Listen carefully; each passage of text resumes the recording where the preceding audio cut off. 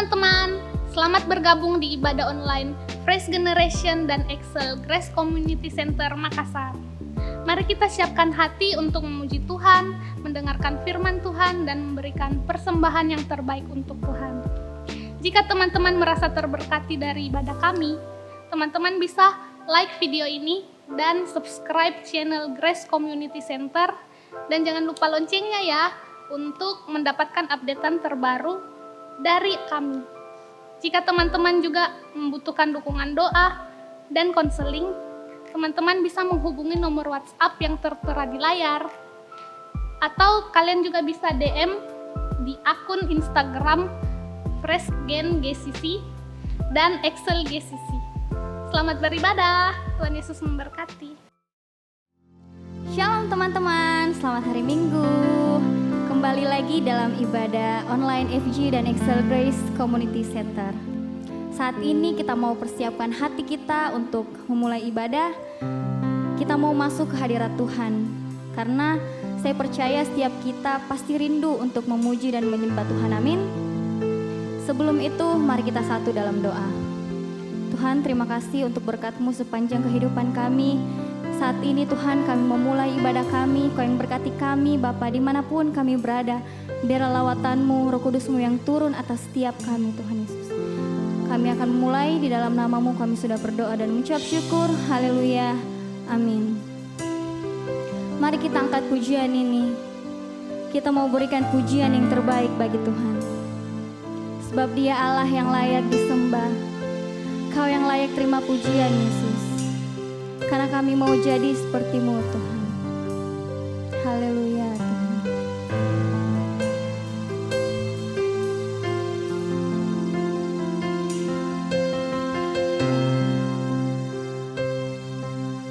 Mari sama-sama kita angkat pujian.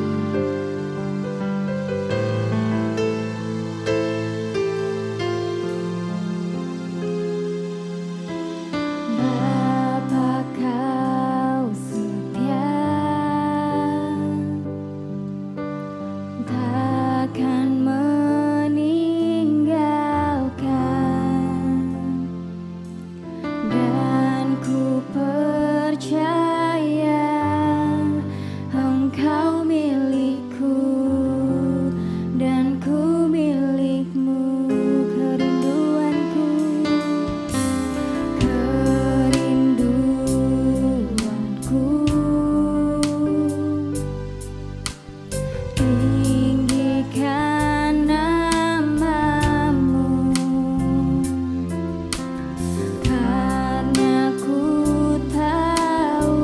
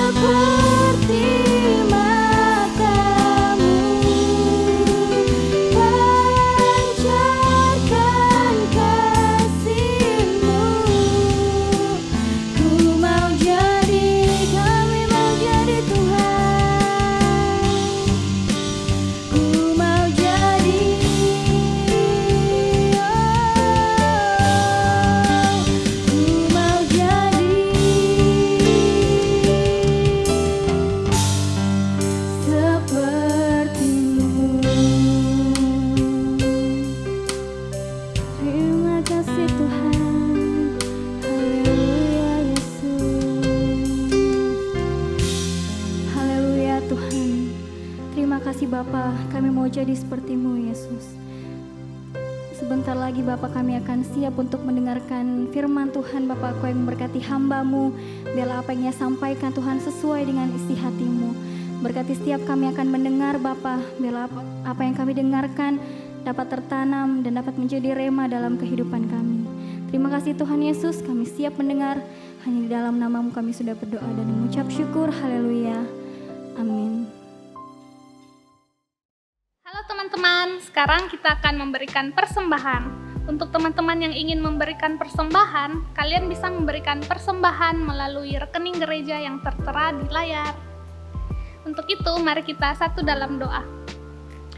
Bapa, kami bersyukur Tuhan atas berkat-Mu Tuhan sepanjang hari ini Tuhan.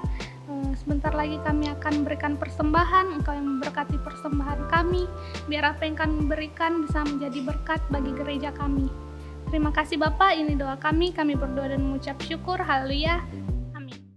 Shalom teman-teman, nah kembali lagi dalam ibadah kita, ibadah Fresh Generation dan Excel GCC. Nah, untuk kesempatan kali ini saya akan membagikan firman yang saya beri judul Your Hotline to God. Pada Oktober tahun 1962, ada sebuah konflik itu antara Amerika dan Uni Soviet. Jadi pemimpin dari negara Amerika Serikat dan pemimpin Uni Soviet itu ada sedikit konflik gitu. Tentang penanaman misil atau rudal di negara Kuba. Atau lebih dikenal dengan peristiwa The Cuban Missile Crisis. Nah, jadi pada saat itu memang sedikit panas gitu ya kan. Dan sebenarnya kejadian ini itu bisa saja memicu Perang Dunia Ketiga gitu. Jadi begitu panasnya kondisi saat itu, begitu tegangnya kondisi saat itu, sehingga digadang-gadang diperkirakan akan terjadi Perang Dunia Ketiga pada saat itu. Tapi untungnya kejadian itu atau Perang Dunia Ketiga itu bisa berhasil dihindari karena akhirnya ada komunikasi yang dapat terbangun, ada hubungan yang bisa dibangun dengan baik. Jadi pada saat itu akhirnya red phone atau telepon merah istilahnya pada saat itu dipasang di meja masing-masing pemimpin kedua negara tersebut. Jadi di meja pemimpin Amerika ada red phone itu, dan di meja pemimpin Uni Soviet atau Rusia itu ada juga satu red phone itu. Nah, red phone ini adalah hotline gitu. Hotline, apa itu hotline? Hotline itu adalah sebuah service gitu yang dibuat sedemikian rupa untuk menghubungkan kita dengan orang tertentu gitu atau jasa tertentu. Sama kalau misalnya teman-teman tahu 911 itu yang emergency call, nah sama seperti itu yang namanya hotline. Jadi hotline pada saat itu ya zaman dulu belum canggih ya, belum ada WA, belum ada internet dan segala macam. Jadi hotline itu dibuat khusus untuk kejadian itu supaya Amerika dan Uni Soviet ini bisa berhubungan, bisa berkomunikasi secara intens supaya tidak terjadi miskomunikasi gitu, tidak terjadi kesalahpahaman. Jadi pada saat mereka mungkin lagi ada kesalahpahaman atau ada masalah gitu, mereka bisa langsung menggunakan red phone itu atau hotline itu. Nah, jadi dari cerita ini sebenarnya kita bisa lihat bahwa komunikasi itu sangatlah penting. Bagaimana komunikasi yang baik itu ternyata bisa akhirnya menggagalkan Perang Dunia Ketiga. Dan tidak cuma itu, komunikasi itu memiliki peran penting dalam semua hubungan. Hubungan apa saja? Hubungan orang tua dan anak, hubungan pasangan, hubungan karyawan dengan bos, hubungan pertemanan dan lain-lain. Semua hubungan itu diperlukan komunikasi yang baik. Nah, maka dari itu mengambil waktu untuk membangun komunikasi itu sangatlah penting, sangatlah esensial gitu untuk kita lakukan. Karena dengan komunikasi kita bisa memahami satu sama lain. Dengan komunikasi kita bisa paham karakter orang lain. Dengan komunikasi kita bisa tahu gitu apa sih maunya orang ini, atau apa sih maunya pasangan kita mungkin, atau orang tua kita, atau bos kita mungkin. Jadi kita bisa memahami orang lain gitu dengan komunikasi.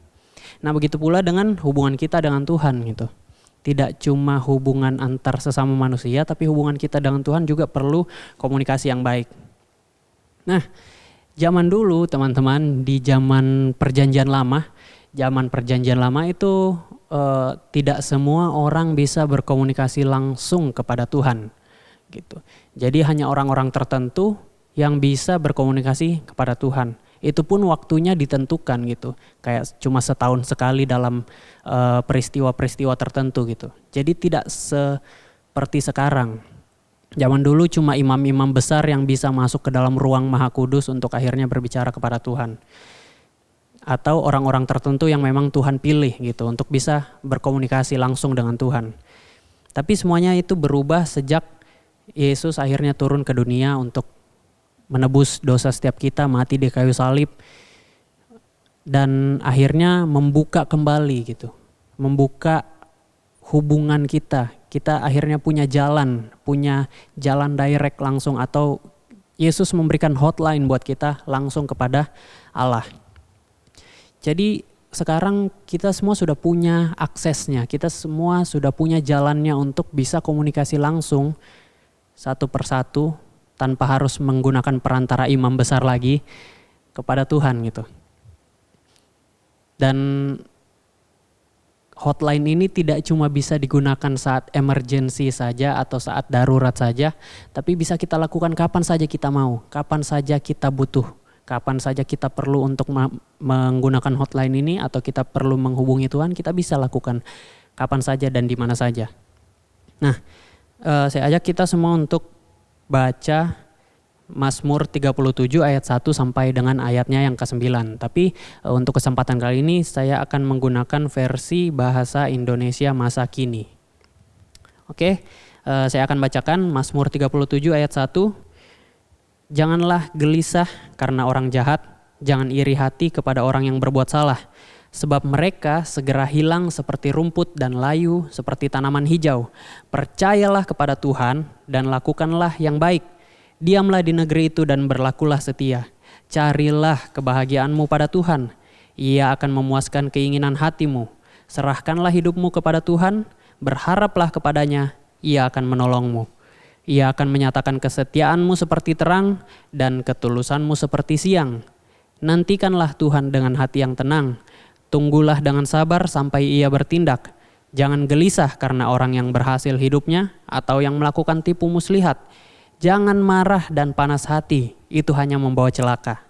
Sebab orang yang berbuat jahat akan dilenyapkan, tetapi yang berharap kepada Tuhan akan mewarisi tanah itu.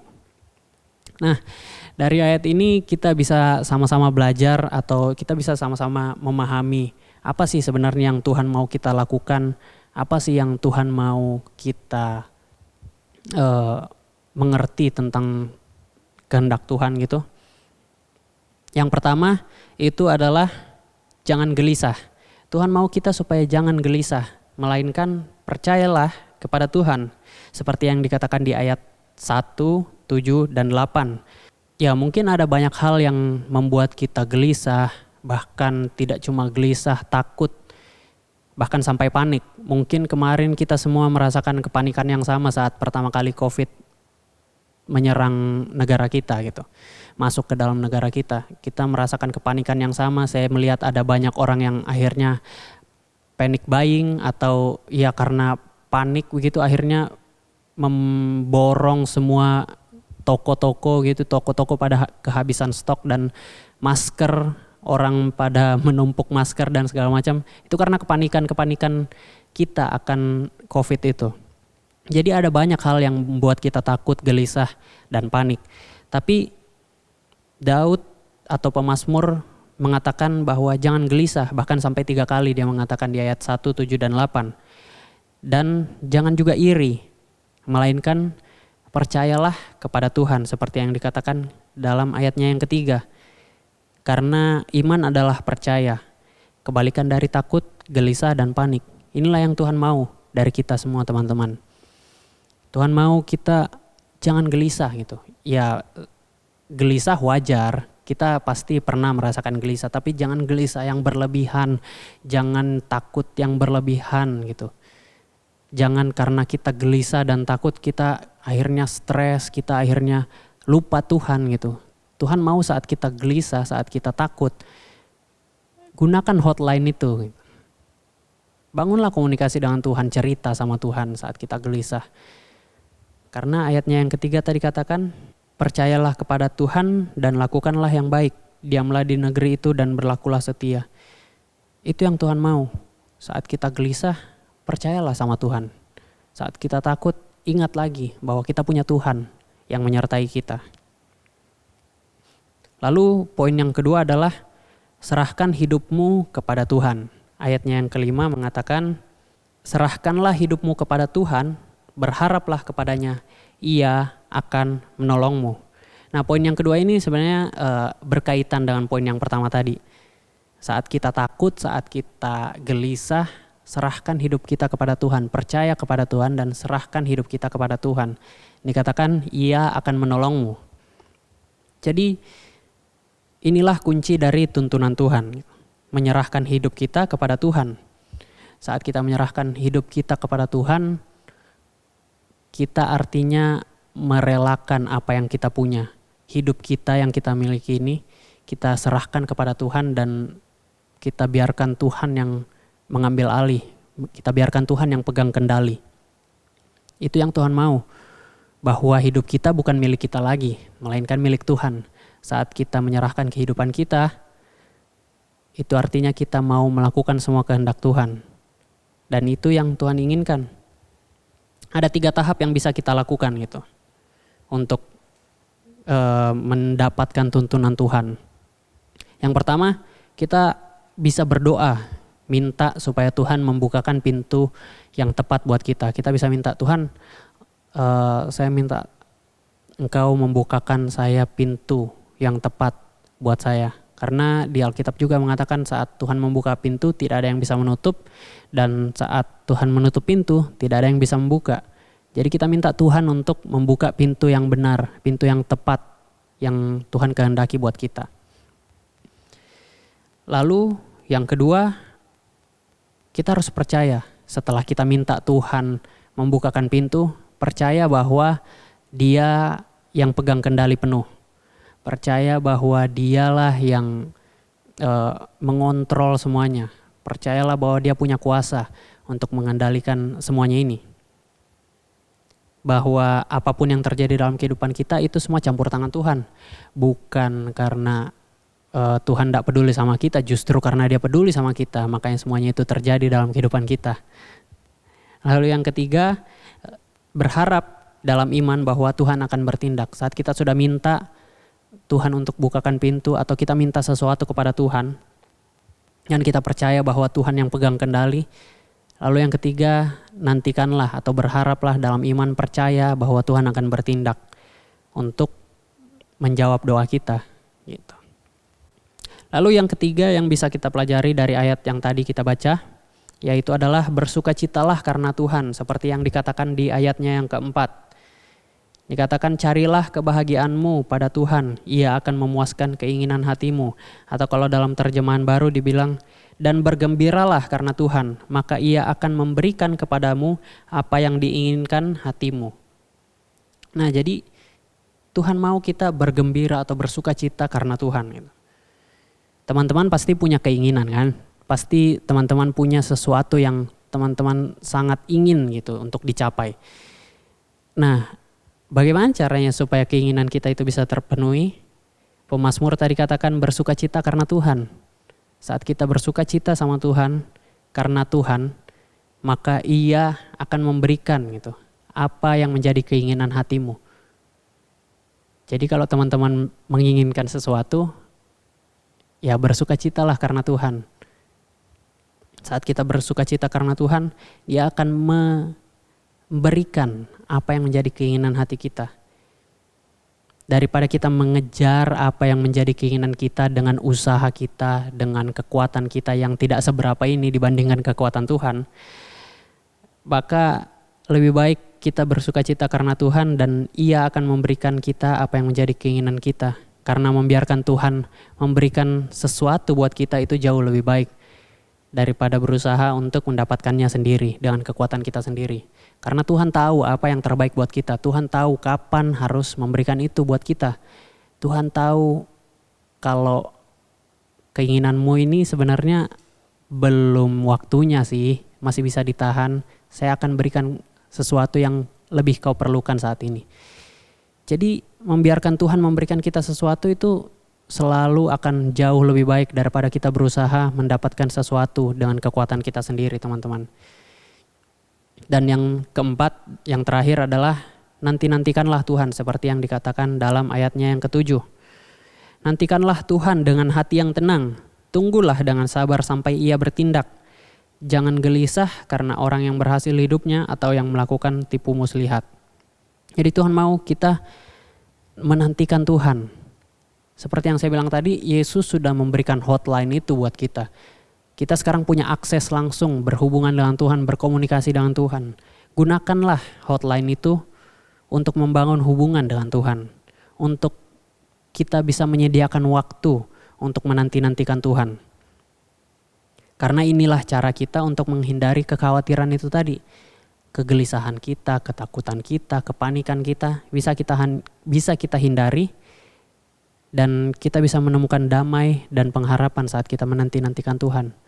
Jadi mulai sediakan waktu untuk membangun hubungan, untuk membangun komunikasi dengan Tuhan. Mulai sediakan waktu untuk membaca firman, untuk doa personal.